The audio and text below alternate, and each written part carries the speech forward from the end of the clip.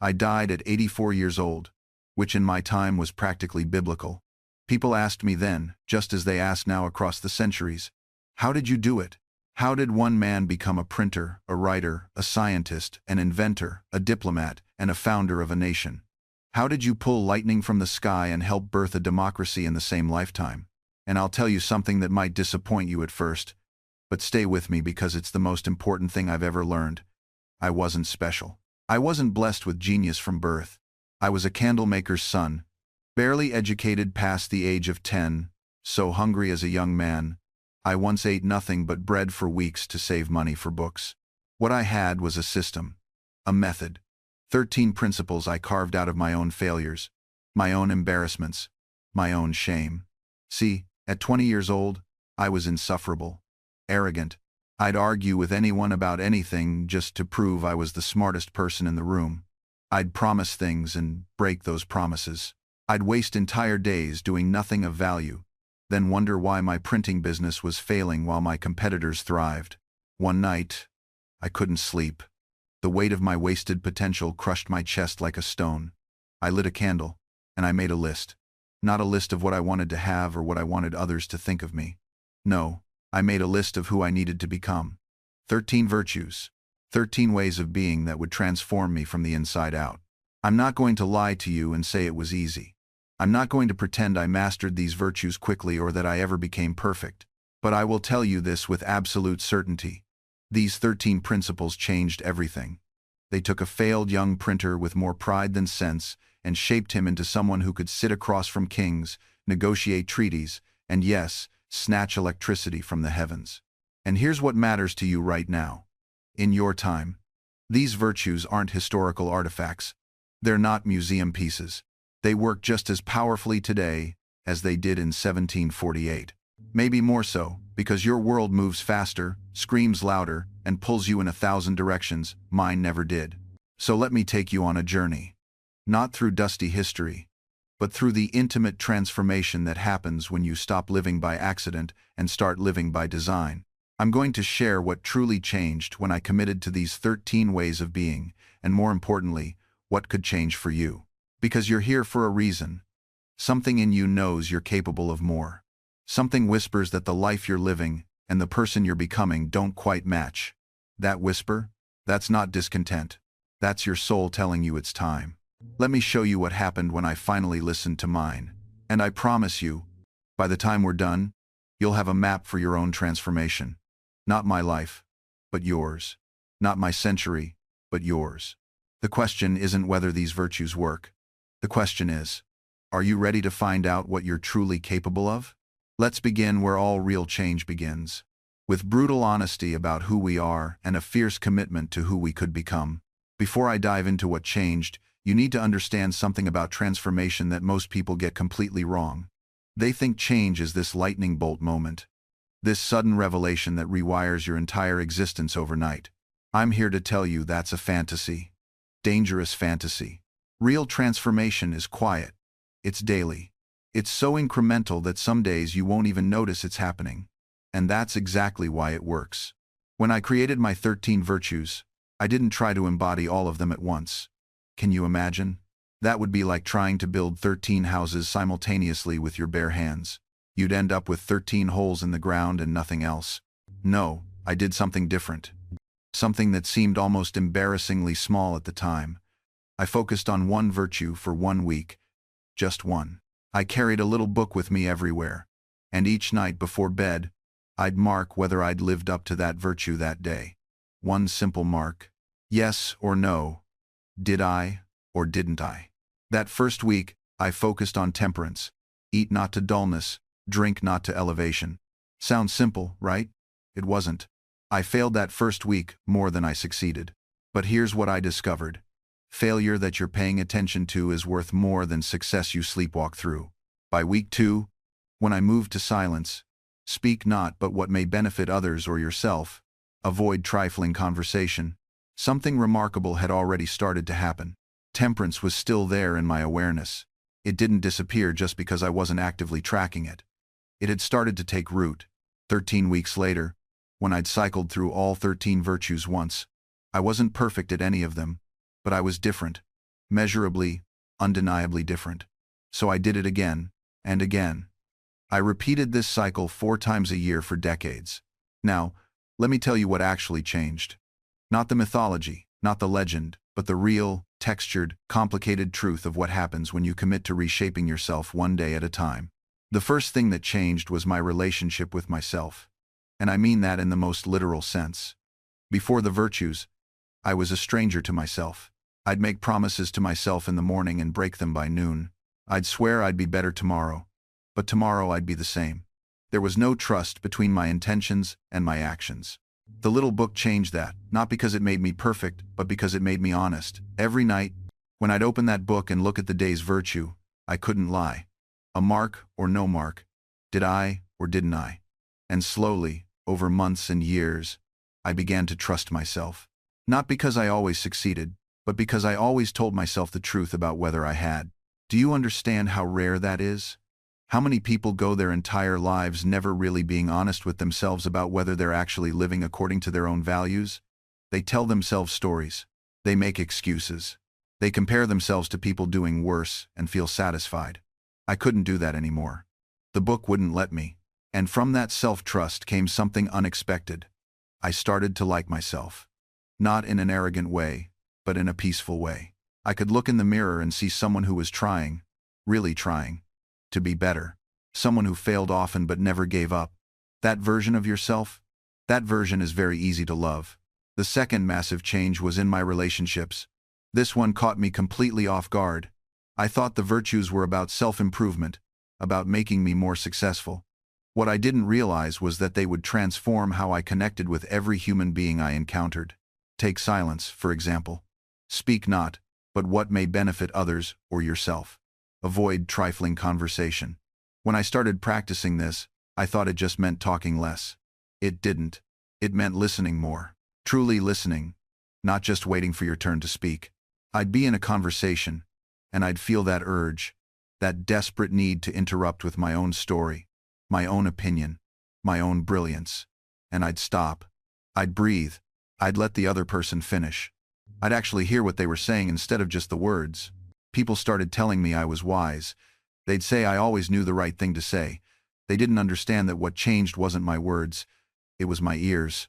When you truly listen to someone, when you give them the gift of your complete attention, they open up. They share their real fears, their real dreams. And when you understand what someone actually needs, saying the right thing becomes easy. Or consider sincerity. Use no hurtful deceit. Think innocently and justly. And if you speak accordingly. This one was painful to implement because I had to confront how casually dishonest I'd been. Not in big, dramatic ways. In tiny, everyday ways. Exaggerating stories to make myself look better. Agreeing with people when I actually disagreed just to avoid conflict. Making promises I knew I probably wouldn't keep. When I committed to sincerity, something terrifying happened. People started trusting me more, but I also made some people uncomfortable. Because sincerity means you can't just tell people what they want to hear. You have to tell them what's true. And truth, delivered with kindness, is powerful medicine. Some people don't want medicine. They want candy. I lost some relationships. Not many, but some. And every single one of those losses made my life better. Because what remained were people who wanted truth, who valued authenticity, who could handle the real me instead of the carefully crafted version I used to present. And in place of those shallow connections, I built friendships that lasted lifetimes.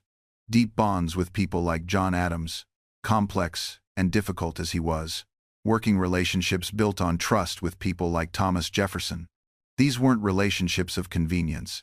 They were relationships of substance. And they only became possible when I became a person of substance myself. The third transformation was in my work, my output, my contribution to the world. This is the one most people focus on when they study my life. The inventions, the writings, the political achievements. But they don't understand the connection. Before the virtues, I was scattered. I'd start projects and abandon them. I'd have brilliant ideas and never follow through. I was constantly busy but rarely productive. There's a massive difference between those two things, and most people never learn it. Industry was one of my 13 virtues. Lose no time. Be always employed in something useful. Cut off all unnecessary actions. Sounds like hustle culture, doesn't it? It's not. It's the opposite. Industry doesn't mean working constantly. It means when you work, you actually work. No half attention. No pretending to be busy while actually avoiding the hard thing. When I sat down at my printing press, I printed. When I sat down to write, I wrote. When I conducted experiments, I experimented. But here's the part they don't tell you. Industry only works when combined with resolution, another of my virtues. Resolve to perform what you ought. Perform without fail what you resolve. See how they connect? I'd resolve every morning what I was going to accomplish that day. Not 20 things. Not a list so long that it was really just a fantasy. 2 or 3 specific things. And then I'd do them. Actually do them. And the strange mathematics of daily completion is this. 3 things a day is over 1,000 things a year. 1,000 small accomplishments compound into a transformed life. The lightning rod didn't happen because I had one brilliant moment. It happened because I spent years being curious, conducting small experiments, taking careful notes, building on previous discoveries day after day after day. That's not genius. That's industry plus resolution multiplied by time. Same with Poor Richard's Almanac. I didn't sit down and create a phenomenon.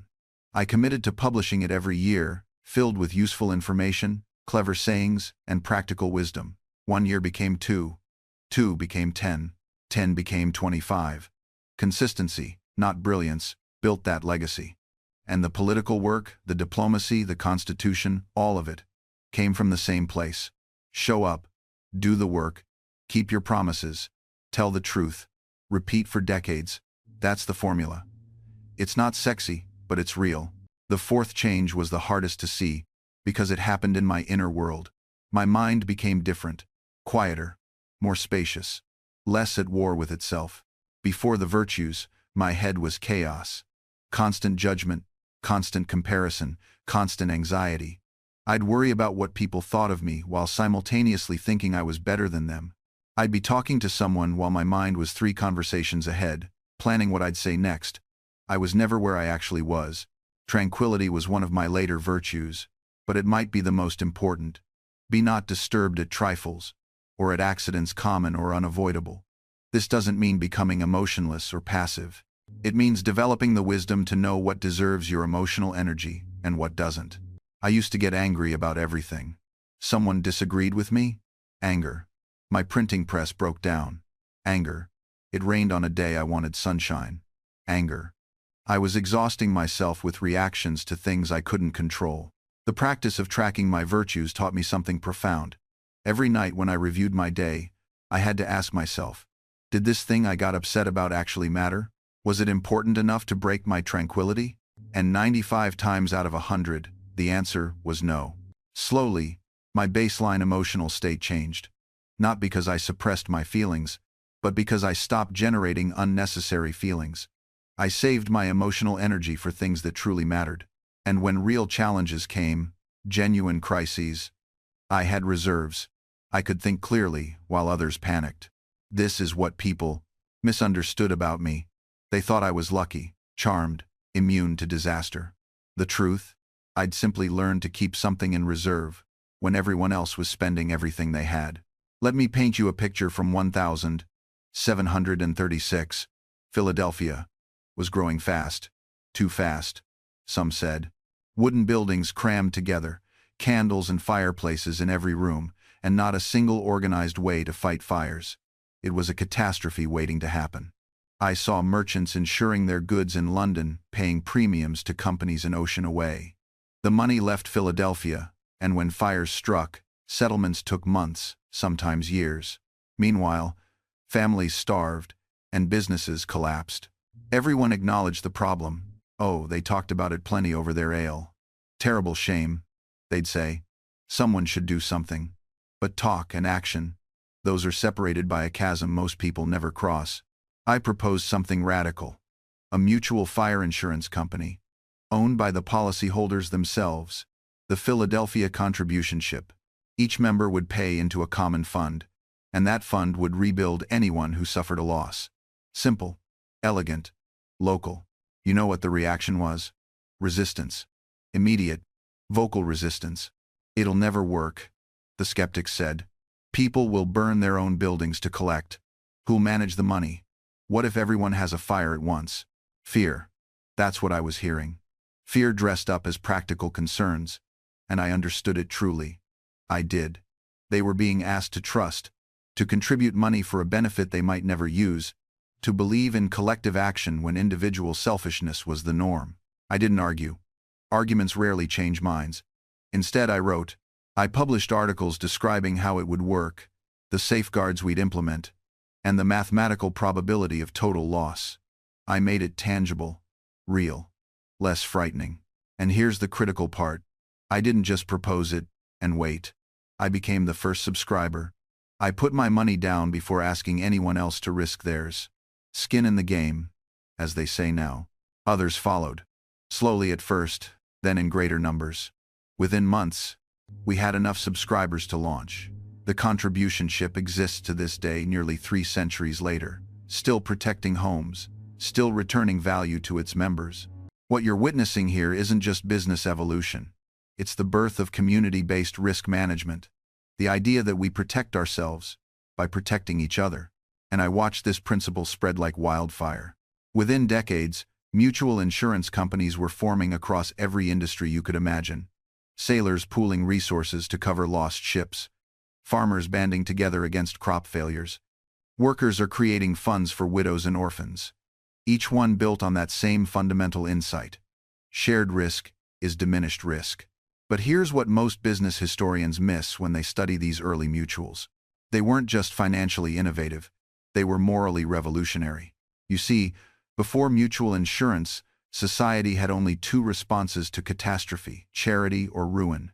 You either depended on the kindness of others or you lost everything. Both options stripped away your dignity.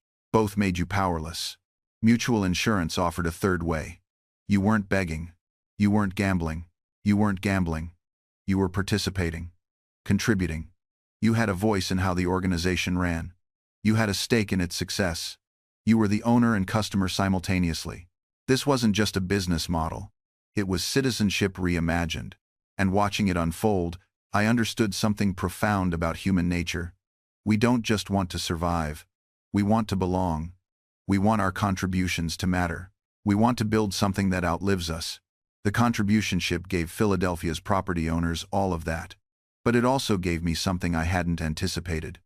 It showed me that the same principle could work for knowledge itself. Think about it. What is a library but a mutual insurance policy against ignorance? Everyone contributes. Everyone benefits. The risk of remaining uneducated gets spread across an entire community. What is a university but a fund we all pay into, so that future generations won't have to start from zero? What is science itself but humanity's greatest mutual endeavor? Each researcher building on the discoveries of those who came before, knowing others will build on theirs. The contributionship wasn't just teaching Philadelphia how to protect against fire, it was teaching me how to think about every challenge we face. And here's what I learned that would change everything. The problems that seem most impossible to solve alone become manageable when you stop asking, "How can I fix this?" and start asking, "How can we fix this together?" Because Philadelphia's fire problem wasn't unique. Every growing city in the colonies faced it. But instead of competing for scarce solutions, we could share what worked. When Boston developed a new pump design, we adapted it. When we discovered that certain building materials resisted fire better, we shared those findings up and down the coast. The knowledge flowed like water finding its level, lifting all boats together. This is the principle I would apply to everything that followed, from establishing libraries to organizing postal routes to, yes, even pursuing that peculiar obsession with electricity that everyone thought was merely parlor tricks and curiosities. You see, I wasn't the most brilliant man in any room. Far from it. I knew mathematicians who could calculate faster, philosophers who could argue more elegantly, craftsmen whose hands were steadier than mine, but I understood something they often missed. That 10 people working together with shared purpose could accomplish what 100 individuals working alone never would. The contributionship taught me to see beyond the immediate transaction, the premiums paid, the claims settled, the fires prevented. It taught me to see systems, networks, the invisible architecture that holds communities together when everything else is falling apart. And isn't that what we all need to learn? The goal isn't to be the hero who saves the day alone. The goal is to build systems where heroism becomes unnecessary because we've already solved the problem together, where your house doesn't burn down because 50 years ago, someone you never met thought carefully about how buildings should be constructed and how neighbors should look after one another. This is the profound difference between reaction and prevention, between fighting fires and never letting them start. And I watch so many of you exhaust yourselves trying to be heroes in systems that are fundamentally broken, when what we really need are fewer heroes and better systems. The modern workplace loves to celebrate the person who stays until midnight fixing the crisis. But what about the person who redesigned the workflow 6 months ago so the crisis never happened? That person goes unnoticed, unrewarded. You celebrate exhaustion instead of wisdom. You mistake suffering for dedication. I see this in your healthcare system. You build monuments to the doctors who perform miracles, saving lives. And yes, their work matters. But what about the sanitation worker who prevented 1,000 infections that never happened? What about the regulatory inspector who caught the contaminated food before it reached anyone's table? What about the urban planner who designed walkable neighborhoods that prevented diabetes and heart disease through simple daily movement? These people are invisible heroes. Their victories are measured in disasters that never occurred, in suffering that was quietly prevented, in futures that remained bright because someone thought ahead. This is what I mean by systems thinking. It's fundamentally humble. It acknowledges that I, Benjamin Franklin, brilliant as I may be, cannot personally fight every fire in Philadelphia. But I can help build a system where fires get fought effectively, whether I'm there or not, whether I'm even alive or not. And that's the real test of good systems. They outlive their creators. They keep working when the original visionaries are long gone. My fire company still exists, in modified form, nearly 3 centuries later. Not because I'm personally showing up to board meetings, but because we built something that solved a real problem in a sustainable way. Because that's what true legacy work looks like. It doesn't need you forever, it just needs you to build the foundation correctly. And that brings me to a truth that took me decades to fully understand. The difference between being busy and being useful. I was surrounded by busy people in Philadelphia, men who ran from meeting to meeting, who always had urgent matters to attend to, who seemed perpetually overwhelmed by their importance. They'd tell you breathlessly about all their commitments, all their obligations, all the irons they had in the fire. But when I looked closely at their actual impact, at what remained after all that frantic activity, often nothing. They confused motion with progress, activity with achievement. I learned to ask myself a different question each morning. Not what urgent tasks demand my attention today, but rather what will still matter in 5 years, 10 years, 50 years if I do it well? That question changed everything. It meant saying no to 90% of what came across my desk. It meant disappointing people who wanted my time for their pet projects. It meant enduring criticism from those who thought I should be doing more, attending more, and involving myself more. But it also meant that when I said yes to something, I could give it the depth of attention it deserved. Take the library, for instance. I didn't just propose the idea and move on. I worked out the subscription model. I drafted the charter. I personally solicited the initial members. I helped select the first books we'd purchase. I thought through the lending policies, the late fees, and the membership structure. Not because I loved administrative details, though I'll admit, a well-designed system gives me considerable satisfaction, but because I understood that the details were the difference between a nice idea and an institution that would endure. Most people think legacy building is about the big, dramatic gestures, the grand announcements, the ribbon-cutting ceremonies. They're wrong. Legacy building is about the patient, the unglamorous work of getting the details right. It's about thinking through the second-order consequences. It's about building systems that work even when you're not in the room. Now, let me share something that most people miss about legacy. It's not built in isolation. The greatest achievements of my life weren't solo ventures. They were collaborative efforts that brought together diverse minds, complementary skills, and shared purpose. When I started the library company, I didn't just fund it myself and slap my name on the building. I created a subscription model where 50 members each contributed 40 shillings initially, then 10 shillings annually. Why? Because shared ownership creates shared commitment. When people invest their own resources, they become stewards, not just users. This principle applies to everything you're building today. Want to create something that outlasts you? Don't make it about you. Make it about us. I see too many entrepreneurs who want to be the smartest person in every room, who need to have final say on every decision, who can't delegate anything meaningful, because they don't trust anyone else to maintain their standards. These people don't build legacies. They build monuments to their own ego that crumble the moment they step away. Real legacy requires humility. It requires recognizing that your contribution, however significant, is just one thread in a much larger tapestry. It requires training successors who might actually be better than you at certain things. It requires letting go of control while maintaining standards. The fire department I organized? I didn't remain its chief forever. I developed protocols, trained leaders, then stepped back and let younger, more energetic firefighters take over. The organization thrived because it wasn't dependent on me. It had systems, it had culture, and it had institutional knowledge that transcended any individual member. This is the paradox of legacy building. You must make yourself essential to the creation, but unnecessary to the continuation.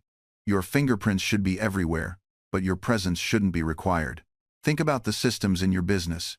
If you disappeared tomorrow, would they continue functioning? If the answer is no, you haven't built a legacy, you've built a dependency. And dependencies die when the source dries up.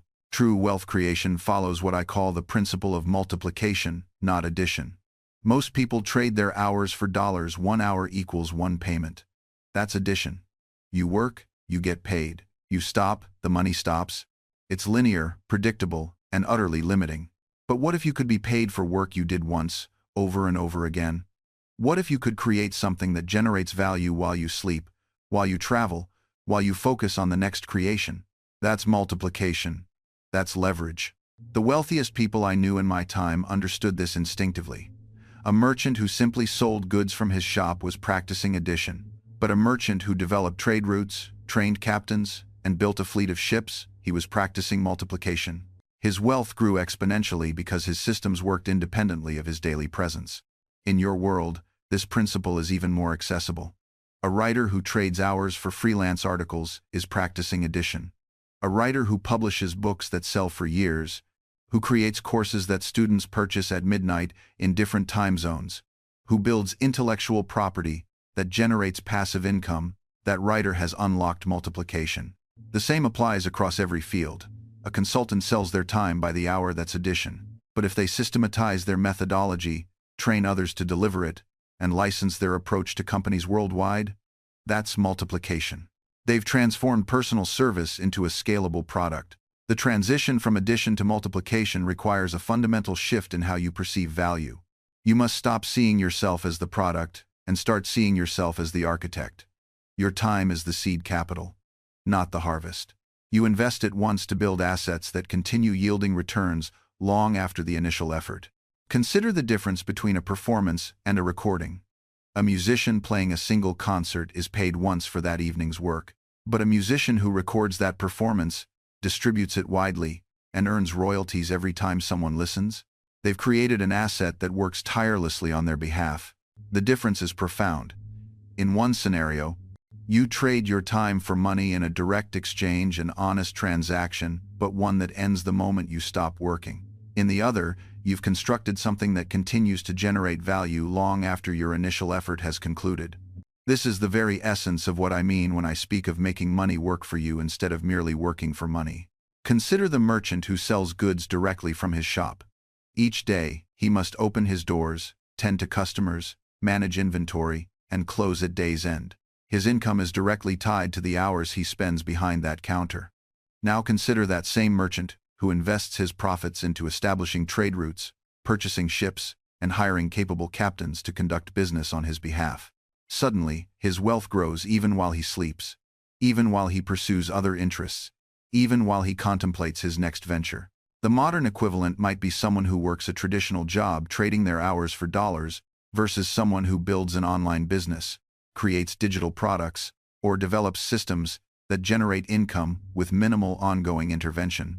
The first person is perpetually bound to their labor. The second has achieved a measure of freedom. But let me be clear about something important. I am not suggesting that honest labor is without value or dignity. Far from it. Every worthwhile asset begins with labor, with effort, with the sweat of one's brow and the application of one's mind. The question is not whether to work, but rather how to direct that work toward outcomes that compound over time. Think of it this way. You can spend your energy digging a well by hand, bucket by bucket, day after day. Or you can spend that same energy constructing a system of pipes and pumps that, once built, delivers water continuously with far less ongoing effort. Both require work. Both are valuable. But one creates lasting infrastructure while the other demands constant exertion. The wealthy understand this distinction instinctively. They think in terms of systems, structures, and assets. They ask themselves, how can I turn this effort into something that continues to produce value? They are not necessarily smarter or more talented than others. They simply direct their intelligence and talent toward building rather than merely doing. This distinction becomes clear when you observe two people with similar skills working in the same field. One trades hours for dollars, repeatedly. The other creates a framework that multiplies their reach. The first person remains perpetually busy. The second creates breathing room that paradoxically leads to greater output and income. I remember a woman I met who designed gardens. For years, she would bid on projects, win them, design them, oversee the installation, then immediately hunt for the next client. Her income was good, but entirely dependent on her constant activity. She was, in essence, running on a treadmill of her own making. Then something shifted in her approach.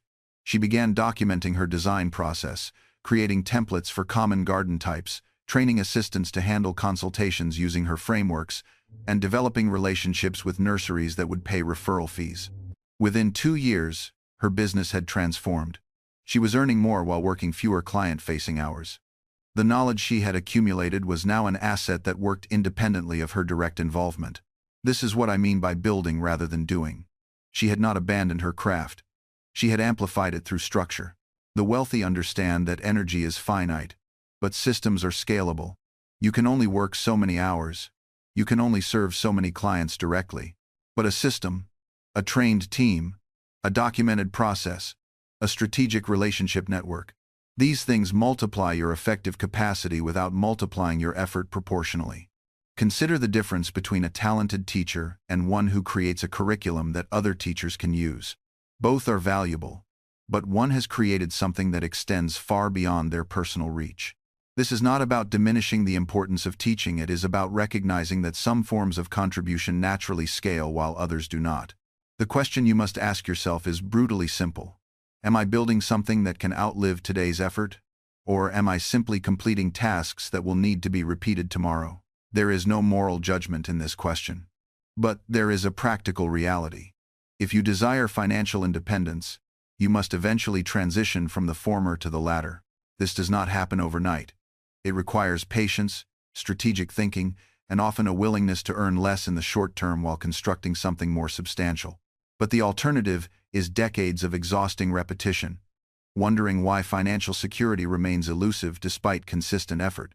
The transformation from active to passive income represents perhaps the most profound shift available to those of modest means. Yet it remains misunderstood, shrouded in terminology that sounds theoretical rather than practical. Let me clarify what this actually looks like in tangible terms. When you create something once that continues generating value repeatedly, you have constructed leverage, a tutorial video that teaches a skill, watched by thousands over months and years. An ebook containing knowledge you possess, purchased by readers while you sleep. A simple software tool that solves a specific problem, used by subscribers who pay monthly. These are not abstract concepts reserved for the wealthy. They are accessible vehicles for anyone willing to invest time strategically rather than trading it hourly. I have witnessed individuals working in restaurants who began documenting their cooking techniques online. Initially, this produced nothing. The first videos attracted perhaps dozens of viewers. But with consistency, the audience grew, and eventually, advertisements, sponsorships, and digital products transformed that effort into income that arrived whether they stood behind a stove that day or not. The labor shifted from repetitive to multiplicative. The same principle applies to physical products. You need not manufacture anything yourself. Existing platforms allow you to design items, shirts, mugs, artwork that are produced and shipped by others only when purchased. Your contribution is the creative element, which you develop once. Each sale requires no additional effort from you. The internet has democratized production in ways that would have seemed miraculous mere decades ago. Even knowledge work follows this pattern. If you possess expertise in any area, tax preparation, graphic design, language tutoring, you can package that knowledge into courses, templates, or subscription communities. The initial creation demands significant effort, but once built, it serves hundreds or thousands with minimal additional input from you. The psychological resistance to this approach often centers on uncertainty. Active income feels secure because the relationship is direct. Work performed equals payment received. Passive income requires faith in delayed gratification and the willingness to invest substantial effort before seeing results. This discomfort causes most people to abandon the attempt prematurely, returning to the familiar exhaustion of active income. But consider the mathematics honestly. If you can create something in 3 months that generates even $200 monthly thereafter, you have built an asset. Create 5 such assets over 2 years, and suddenly, you have supplemental income that provides breathing room, that reduces desperation, that allows you to make employment decisions from a position of strength rather than fear. The printing house taught me another lesson that translates perfectly to your digital age: the power of systemization. I did not merely print each job as it arrived with no thought to efficiency. I developed systems, arrangements of type, sequences of operation, methods for managing ink and paper that could be replicated. These systems allowed me to produce more with the same hours of labor. Your digital platforms reward this same principle magnificently. Create a system for content production, and you can generate value far exceeding what scattered, sporadic effort produces. I observe creators who post randomly, with no consistency or method, then wonder why their efforts bear little fruit. Meanwhile, others establish systems, content calendars, production workflows, repurposing strategies, and these systematic approaches compound their effectiveness exponentially. Consider the creator who produces 1 video weekly. A reasonable commitment, certainly. But if that creator also extracts the audio for a podcast, transcribes the content for a blog post, creates short clips for social platforms, and designs, quote, graphics for visual sharing, that single video becomes 6 or 7 pieces of content, reaching audiences across multiple platforms. The additional effort required? Perhaps an extra hour or 2. The multiplication of potential reach and income streams? Dramatic. This is not working harder, it is working with systematic intelligence. And here is what I find remarkable. Your tools make such systemization easier than it has ever been in human history.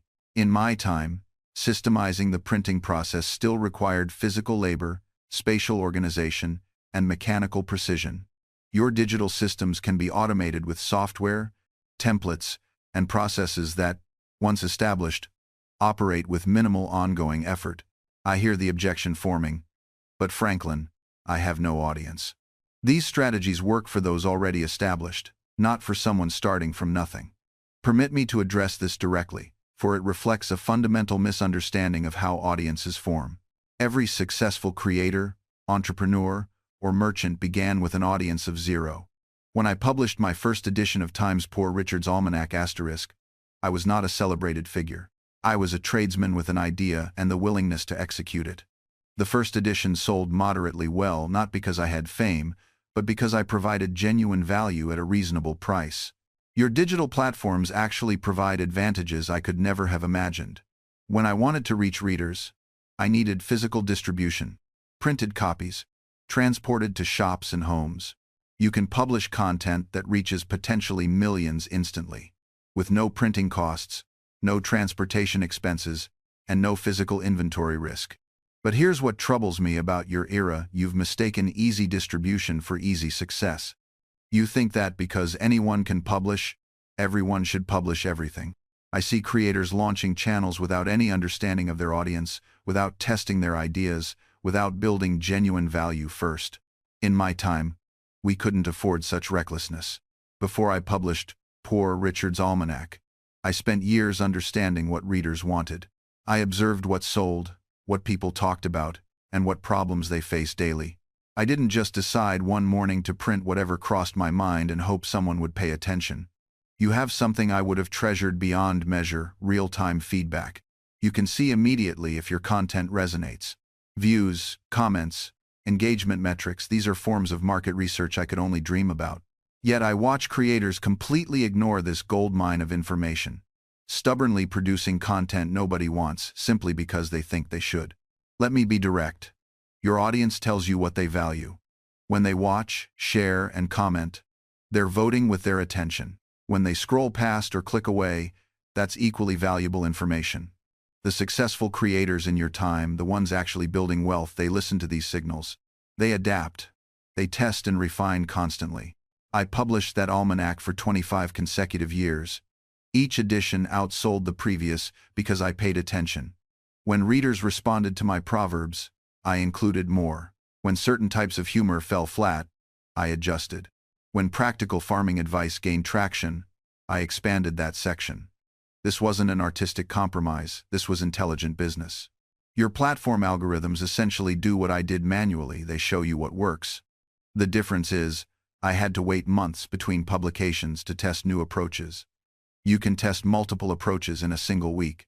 You can create different content pieces, see what your audience prefers, and adjust accordingly. This should make success easier. Yet somehow, many of you make it harder by refusing to listen. The speed of feedback should be your greatest teacher. But many of you treat your audience's responses like unwanted advice from a concerned relative. You ignore the signs. You make excuses. You convince yourself that people simply don't understand your vision yet. I've watched content creators persist with formats that generate no engagement, telling themselves they're staying true to their brand. I've seen entrepreneurs continue investing in products their customers clearly don't want, believing that more marketing will somehow change fundamental disinterest into desire. This isn't determination, it's delusion. Wearing determination's clothing. In my time, if a printer published a pamphlet that nobody purchased, he couldn't afford to print a second edition of the same content, hoping for different results. The financial constraint forced adaptation. You face no such constraint, which paradoxically makes you less adaptive. You can keep posting content nobody watches, keep offering services nobody buys, keep doing the same unsuccessful things indefinitely, because the cost of failure has become so low that you never feel the urgent need to change course. The immediate feedback you receive is a gift most historical figures would have treasured beyond measure. Imagine if I could have known within hours whether my written arguments were persuading people or falling flat. Imagine if Washington could have tested military strategies on a small scale and received immediate feedback before committing thousands of lives to battle. Imagine if any innovator throughout history could have validated their ideas with real audience response before investing years of effort. You have this capability, yet you squander it by either ignoring the feedback entirely or waiting so long between attempts that you learn nothing useful. You post something on Monday, it fails, and then you don't post again until the following Monday, learning at a pace that would make a turtle seem swift by comparison.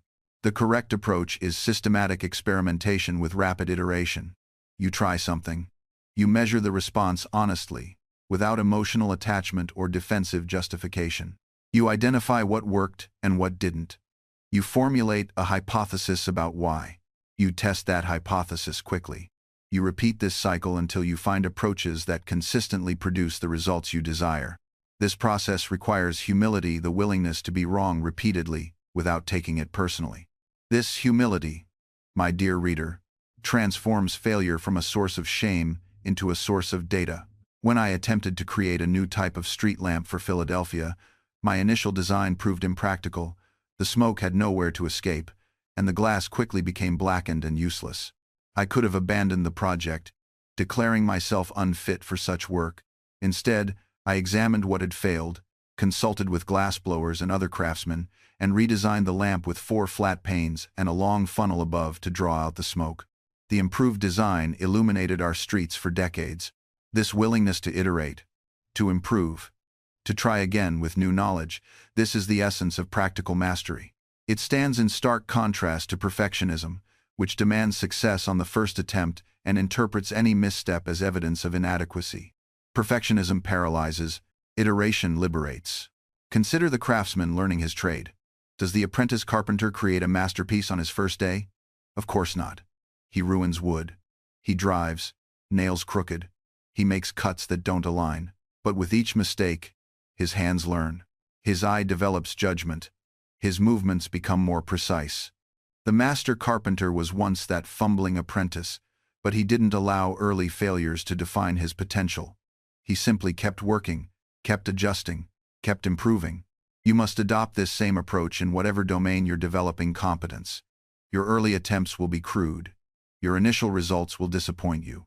This is not evidence that you lack talent or capability, it's simply evidence that you're at the beginning of the learning curve. Every master started exactly where you are now. The key is to create rapid feedback loops. Don't spend months perfecting an approach in isolation before testing whether it works. Test quickly, fail quickly, adjust quickly. When I was developing my electrical experiments, I didn't construct elaborate theories before touching a Leyden jar. I experimented, observed the results, formed hypotheses, and tested them immediately. Each small experiment informed the next. Progress came not from one grand insight but from hundreds of small iterations, each building on the knowledge gained from the last. This iterative approach also prevents you from becoming too attached to any single method. When you've invested enormous time in one approach, you naturally resist abandoning it, even when evidence suggests it isn't working. But when you test ideas quickly and move forward based on results, you remain flexible and responsive to reality rather than committed to your initial assumptions. I learned this lesson profoundly during my experiments with electricity. I didn't spend years developing one grand theory before testing it. I formed a hypothesis, tested it immediately with whatever materials I had available, observed the results, adjusted my thinking, and tested again. Each experiment informed the next. When something didn't work as expected, I didn't mourn the time invested. I celebrated the knowledge gained and moved forward with better information. This approach requires genuine intellectual humility. You must be willing to be wrong quickly rather than wrong eventually. The person who spends months perfecting a plan that proves flawed on first contact with reality has wasted those months. The person who tests their idea in the first week and discovers the same flaw has gained months to find a better approach. I see this resistance in every field. The entrepreneur who won't launch until everything is perfect. The writer who won't share their work until it's flawless. The inventor who refines endlessly, without ever building a prototype. They tell themselves they're being thorough, but often, they're simply afraid of confronting reality. Because once you test something in the real world, you can no longer maintain comfortable illusions about its potential. You must face what actually works and what doesn't. But here's what these cautious souls miss. Reality is not your enemy. Reality is the most honest teacher you'll ever have. It doesn't flatter you or deceive you. It shows you exactly what produces results and what doesn't. Every moment you delay encountering this teacher, you delay genuine progress. Consider how I approached civic improvements in Philadelphia. When I wanted to establish a lending library, I didn't spend years crafting the perfect proposal. I started with a small group, tested the concept, learned what worked, and expanded from there. The same with the fire company, the hospital, and the university. Each began as an experiment, a test of whether the idea could survive contact with reality. This approach, what we now call piloting, or prototyping, saves you from spectacular public failure. When my first electrical experiments didn't produce the results I expected, only my son William and a few close friends knew about it. We adjusted. We tried again. By the time I was ready to fly that kite in the thunderstorm, I had already tested dozens of smaller hypotheses in private. You see, there's a strange paradox in leadership that took me decades to fully grasp. The bolder your ultimate vision, the smaller and more cautious your initial steps must be. The leaders who announce massive transformations from day one, they're usually gone by day 300. But those who begin with modest experiments, who build evidence piece by careful piece, who demonstrate value before demanding resources, they're the ones who eventually reshape the world. I remember when I first proposed creating a lending library where people could share books rather than each person buying their own. Revolutionary idea for 1731. But I didn't start by trying to convince the entire city of Philadelphia. I started with 50 subscribers, 50 people who each contributed a small amount. We proved it could work. Then others saw the value and wanted in. Within a few years, similar libraries were sprouting across the colonies. But it began with 50 people and a test. This is where so many aspiring leaders stumble. They confuse patience with a lack of ambition. They think starting small means thinking small. Nothing could be further from the truth. I always thought enormously large, a united nation, international scientific cooperation, institutions that would outlive me by centuries. But I always started absurdly small. One article, one meeting, one conversation with the right person over a glass of Madeira. Let me tell you something about power that isn't written in the books on leadership. Real power doesn't come from the title on your door or the size of your first initiative. It comes from demonstrated competence in small things that makes people trust you with larger ones. When I was appointed postmaster of Philadelphia, it was a modest position, but I made the mail run better than it ever had. That competence led to the deputy postmaster general for all the colonies. This gave me the network and credibility to eventually help unite those colonies. The point is this: you don't need the perfect position to start building your network. You need competence in whatever position you have. Because reputation travels faster than you do. And in a world where everyone's trying to seem important, the person who actually delivers becomes invaluable. Here's what I learned about building real influence, not just the appearance of it. First, never promise more than you can deliver. Then deliver more than you promised. Sounds simple. Most people get it backwards. They overpromise to get the opportunity, then underdeliver and wonder why doors stop opening. I did the opposite with the post office. I didn't promise revolutionary changes. I just said I'd make it work properly.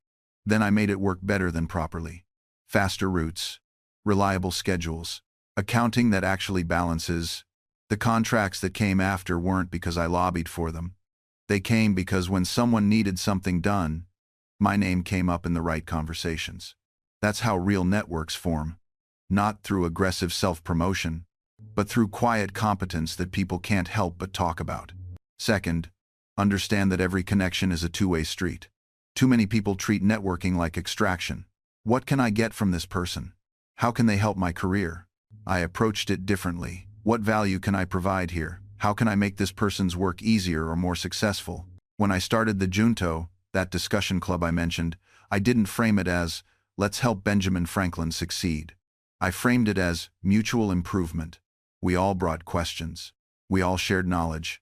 We all benefited. And yes, those relationships absolutely helped my printing business. But they helped me because I'd already helped them.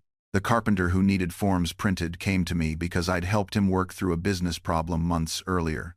The merchant who needed pamphlets came because I'd shared useful information about paper suppliers. You give first, without keeping score. Then, when you need something, you don't have to ask. People want to help you because you've already proven you're worth helping. Third, play the long game with relationships. Not everyone who seems important today will be important tomorrow, and not everyone who seems insignificant today will stay that way. I knew a young clerk named George Washington, just a surveyor's assistant when we first met. Awkward kid, honestly, terrible with small talk, but I saw something in him, a hunger to understand the world, a mind that refused to accept "that's just how it is" as an answer. We spent years together, mapping the Mason-Dixon line, and during those long nights under canvas, when the surveyors shared their whiskey and their stories, I watched George transform. He asked questions nobody else thought to ask.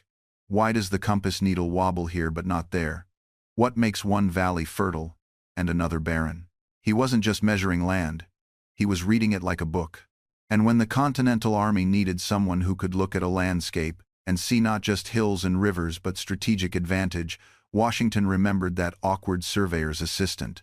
By then, George had become the kind of man who could glance at a map and spot the one ford the British would never expect. You see, friendship isn't always about similarity.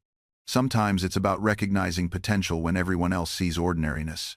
John Adams, though that was the friendship nobody predicted would last a week, let alone decades.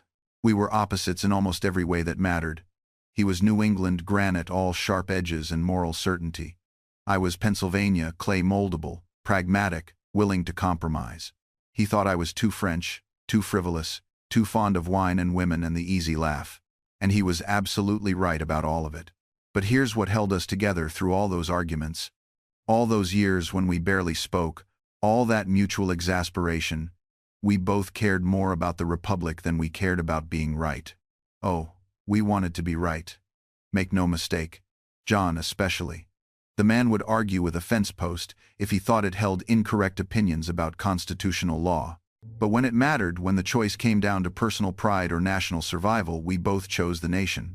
That's the friendship that gets you through history's crucible. Not the one that feels comfortable, the one that makes you better than you'd be alone. Even when you want to strangle each other. Because here's what I learned running that print shop with all those apprentices and partners over the years. The best collaborations aren't the smooth ones.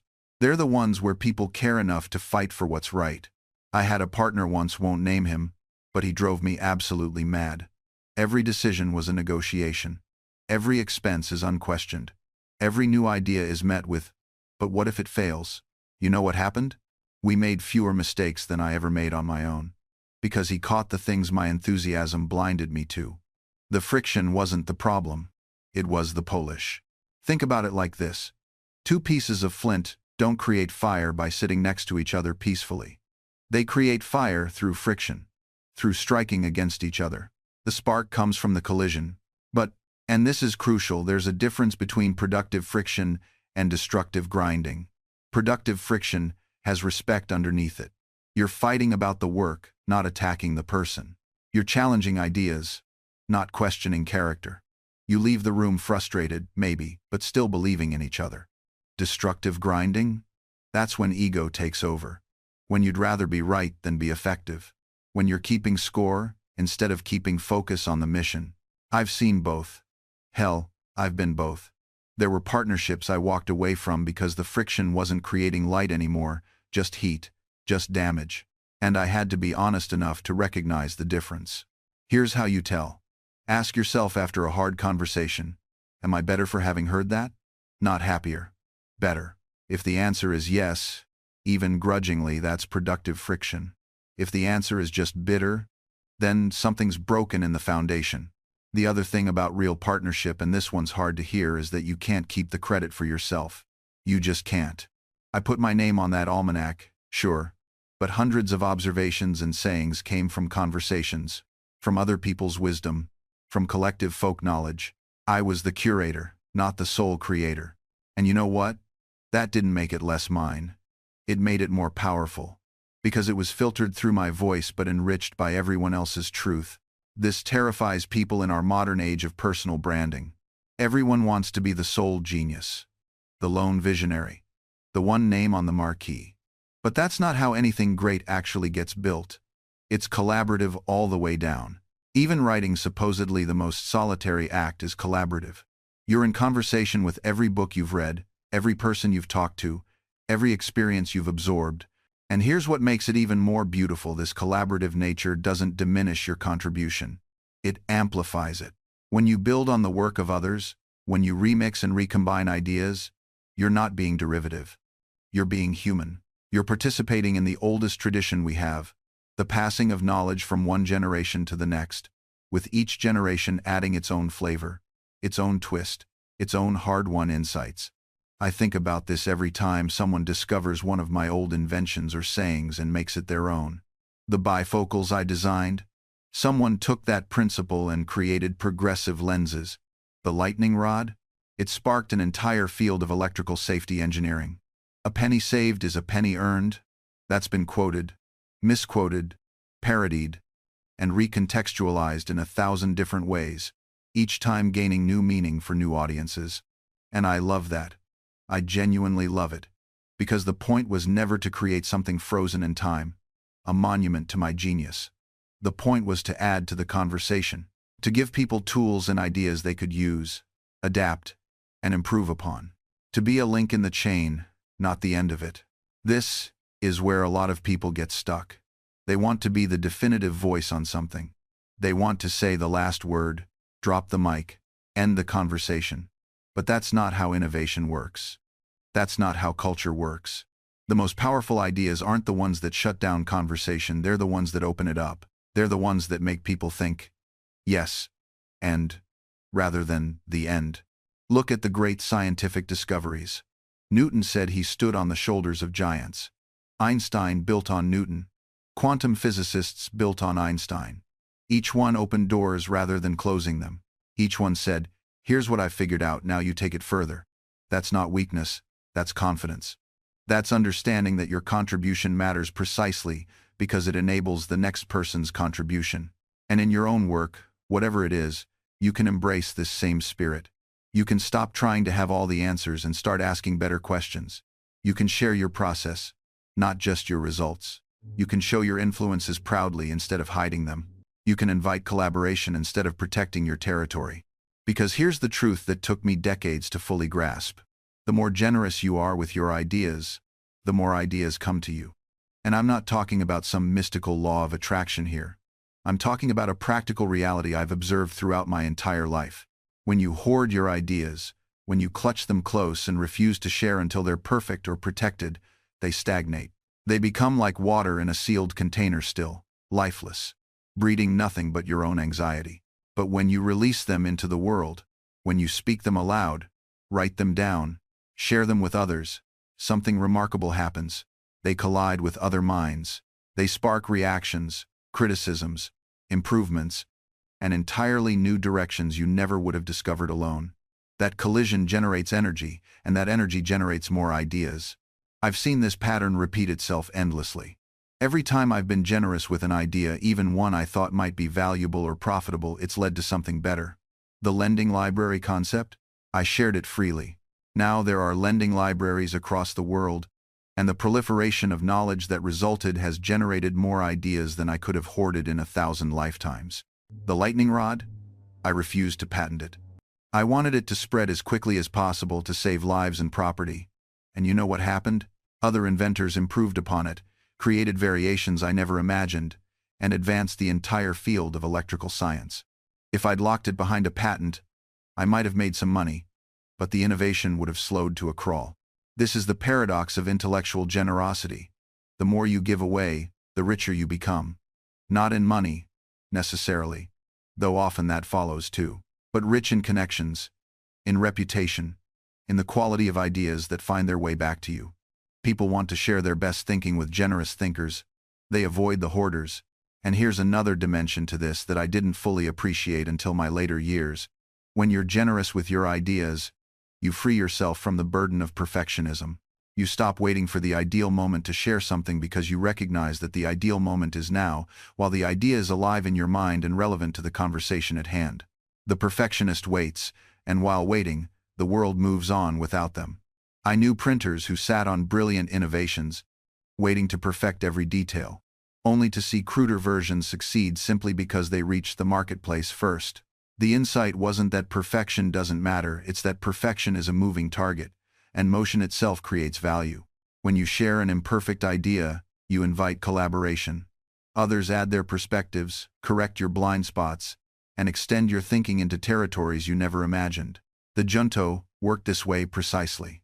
I'd bring a half-formed notion about municipal fire protection, someone else would add a mechanical insight, another would consider the insurance implications, and by evening's end, we'd have architected something far superior to anything I could have polished alone in my study. This is why I always resisted the notion of the solitary genius.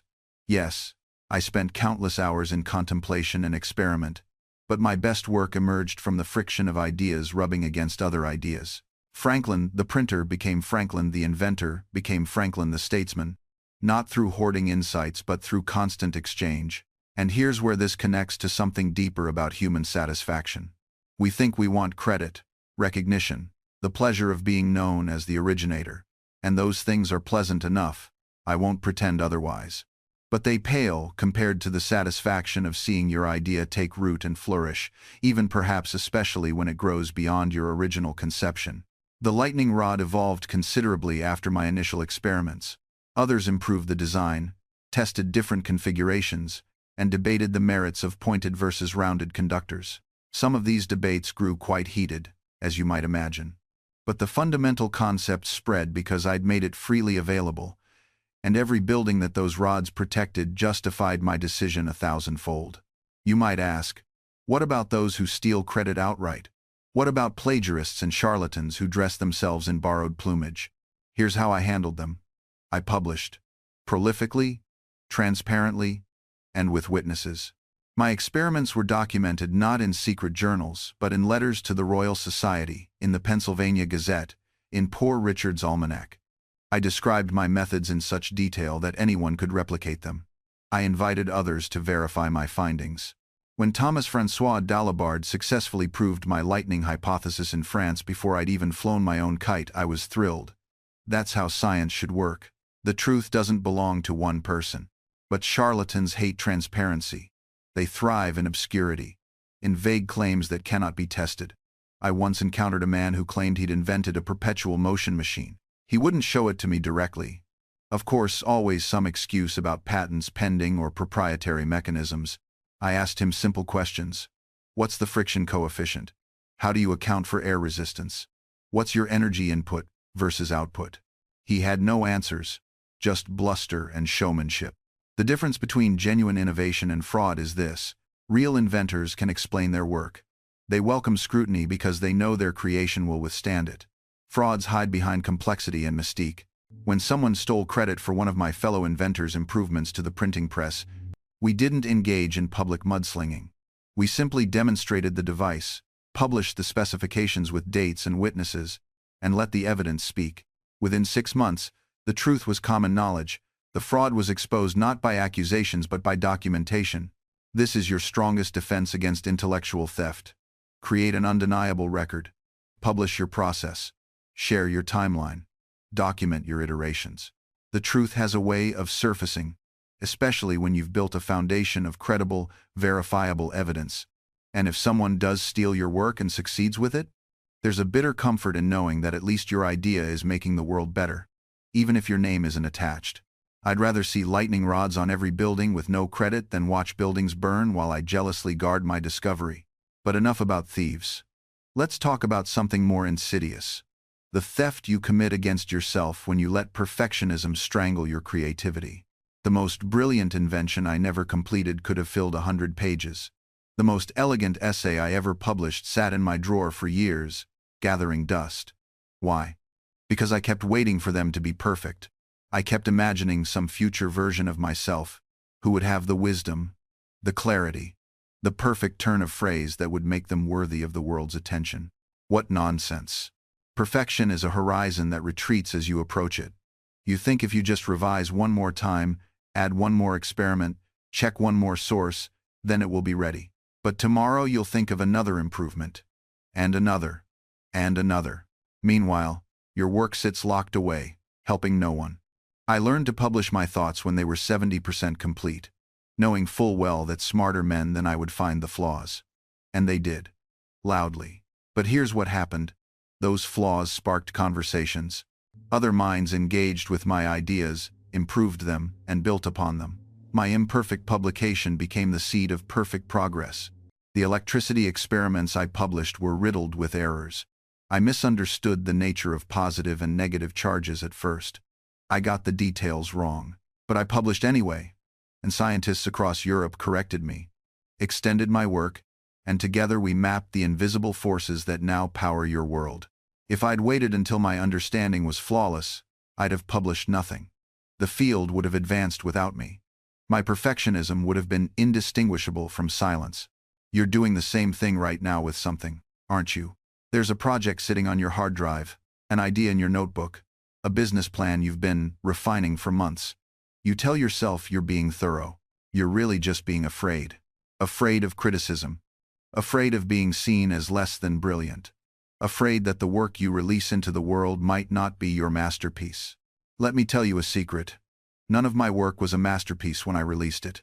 It became important through iteration, through response, through the collective improvement that happens when you stop hoarding your ideas and start sharing them. I published almanacs, yes, but do you know how many corrections, additions, and improvements I made year after year? Each edition was better because readers told me what worked and what didn't. My electrical experiments? I shared every observation immediately, which led to others replicating, questioning, and extending my findings. That's how we discovered the true nature of lightning, not through one genius hoarding knowledge, but through many minds building on shared insights. The perfectionist sits alone, polishing something no one will ever see. The practitioner shares, learns, and improves in public. Which legacy sounds more valuable to you? Here's what happens when you stop waiting for perfect. You discover that good enough, released into the world, becomes extraordinary through use. My printing press wasn't the finest in the colonies, but it printed newspapers that changed minds. My lightning rod wasn't an elegant piece of architecture, but it saved buildings and lives. My bifocals weren't fashionable, but they helped people see. Function over form, impact over impression, progress over perfection. And here's the uncomfortable truth about perfectionism: it's often just fear wearing a respectable mask. We say we're being thorough, but we're really being scared. We say we're maintaining standards, but we're really avoiding judgment. We say we're not ready, but we're really not brave. I know this because I felt it too.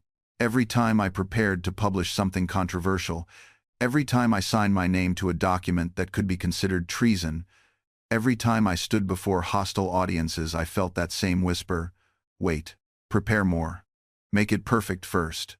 But I learned that courage isn't the absence of that whisper. Courage is hearing it and moving forward anyway, not recklessly, but purposefully, not carelessly, but carefully enough. You see, there's a difference between preparation and procrastination, between refinement and retreat. Preparation has a deadline. Refinement has a purpose. But procrastination? That's just fear with a productivity planner. So ask yourself, am I genuinely improving this, or am I just delaying the moment of truth? Let me share something that might sting a bit. Every moment you spend, not quite ready yet, is a moment someone else, someone less qualified, less prepared, less talented is out there doing the thing you're afraid to do. And you know what? The market doesn't reward the person with the perfect plan. It rewards the person who shows up. I've watched creators with mediocre skills build million-dollar businesses while brilliant artists sat in their studios, perfecting work no one would ever see. I've seen entrepreneurs with half-baked ideas launch products that changed industries, while perfectionists were still tweaking their business plans. The difference wasn't talent. It wasn't preparation. It was courage. Here's the framework I use now: the 70% rule. If something is 70% ready, it's ready enough. Not perfect, not complete, just good enough to test, to learn, to iterate. Because here's what happens at 70%. You get feedback. Real, actual, market-tested feedback. Not the imaginary feedback you've been having conversations with in your head. Real people telling you real things about real work. And yes, sometimes that feedback hurts. Sometimes people don't like what you've made. Sometimes they misunderstand it. Sometimes they're indifferent, which somehow feels worse than hatred. But you know what else happens? You learn. You adapt. You improve. You do it again, but better.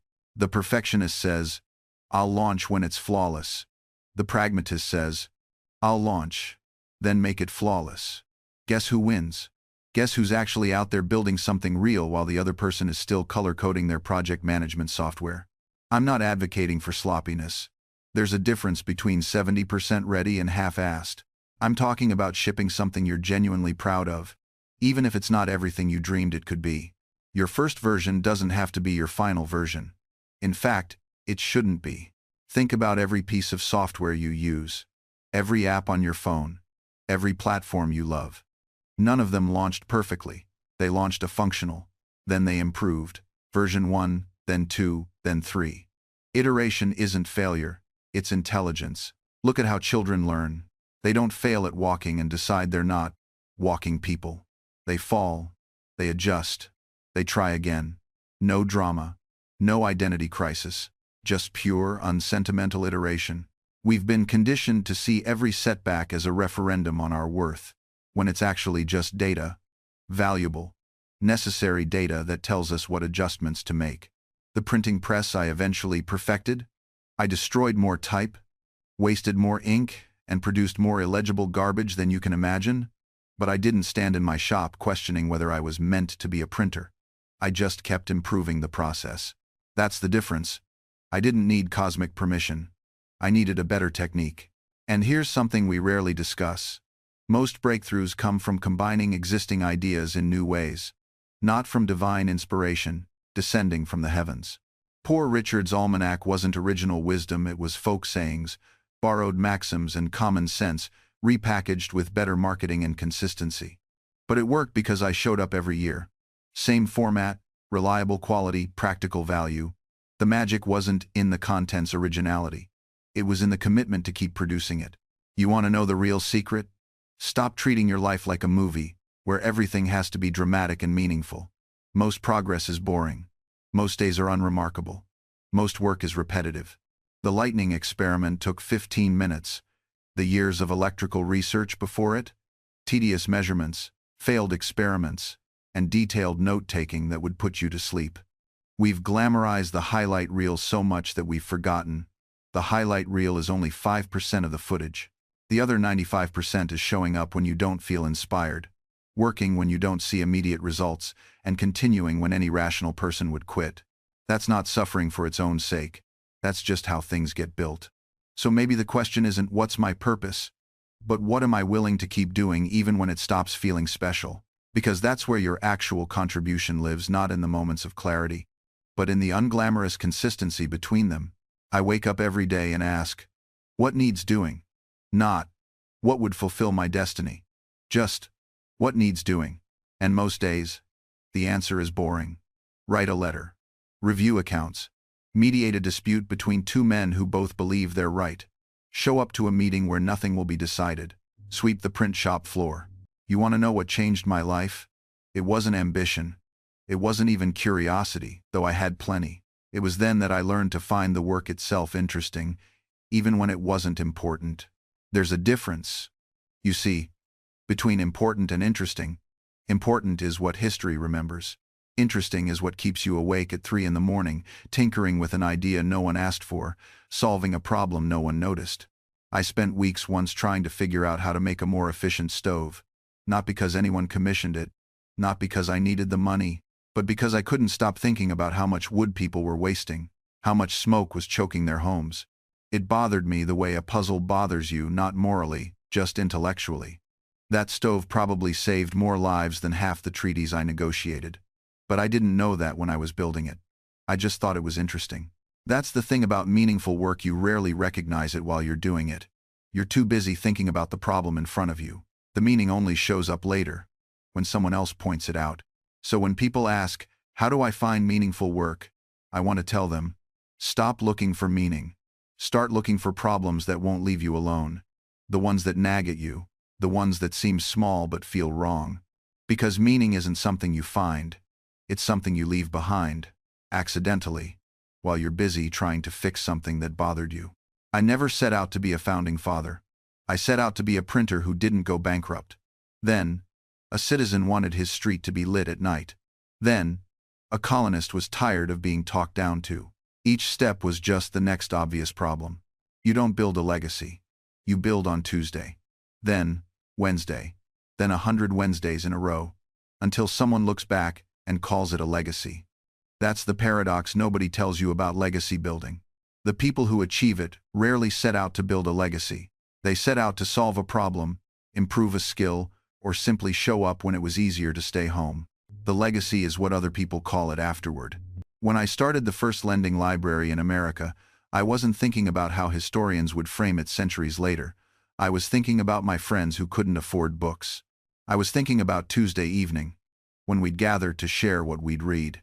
The Library Company of Philadelphia started because a dozen leather-aproned men wanted access to knowledge they couldn't individually afford. We pooled our resources. 50 shillings each. That was the grand beginning. No ribbon-cutting ceremony. No press release. Just a need, and neighbors are willing to chip in. Now they call it the foundation of America's public library system. But on that first Tuesday, it was just books on a shelf, and hope that people would return them. Your magnum opus won't announce itself with trumpets. It'll whisper. It'll arrive disguised as Tuesday's small effort, repeated until the repetition itself becomes remarkable. I watch people wait for permission to begin. Permission from whom? The muse? The market? The voice in your head that's never satisfied? Here's what I learned. Setting type in my brother's print shop at 12 years old. The work doesn't care about your readiness. The press needed feeding. The ink needed mixing. The deadline approached, whether I felt inspired or not. So I learned. I mixed ink badly, then less badly, then competently, then after 1,000 Tuesday mornings expertly. Not because I possessed special talent, but because the work demanded doing and I showed up to do it. Competence mostly shows up before you're good at it. Your magnum opus is already calling. It's calling in that project you keep postponing, that email you haven't sent, that conversation you're avoiding because you don't yet have perfect words. It's not waiting for perfect. It's waiting for willing. I published Poor Richard's Almanac for 25 consecutive years. Some years, the wit flowed easily. Other years, I scraped for every proverb, every piece of marginalia. But the printer's deadline didn't care about my creative flows and ebbs. December meant the almanac had to ship, ready or not. So it shipped, every year. And somewhere in that quarter century of relentless Decembers, the work transcended individual editions. It became a body of work. Then, a cultural touchstone. Then, something people quoted without knowing where they'd first heard it. The secret? There was no secret. Just 25 consecutive years of not giving up. Which brings me to the final truth I want to leave you with today. The world doesn't reward you for being right. It rewards you for being consistent. You can have the best idea in the world, the most revolutionary innovation, the most brilliant insight, and it won't matter if you disappear after 6 months. If you quit when the engagement drops, if you stop when the algorithm changes, if you give up when someone else seems to be winning. Faster. I've watched creators with half the talent build twice the audience, simply because they showed up, every single week, without fail, without excuses. I've seen businesses with mediocre products outlast superior competitors because they were still there when everyone else had packed up and gone home. The marketplace doesn't care about your potential. It cares about your presence. And here's what nobody tells you about that presence: it compounds in ways you cannot predict. That video you made in year 1 that got 47 views, someone's going to discover it in the year of ours, and it's going to change their life. They're going to send it to 15 people. 3 of them become your most loyal audience members. That article you wrote when you had 300 followers, it's going to rank in search engines for 7 years. It's going to generate passive credibility you didn't even know existed. That product you launched that barely broke even, the lessons you learned building it are going to save you 18 months and $40,000 on your next venture. But only if you stay in the game long enough for these delayed connections to materialize. This is what the impatient never understand. They're calculating return on investment in quarters and fiscal years. But real success, the kind that actually lasts, operates on geological timescales. You're not planting flowers. You're planting oak trees. And oak trees don't care about your quarterly projections.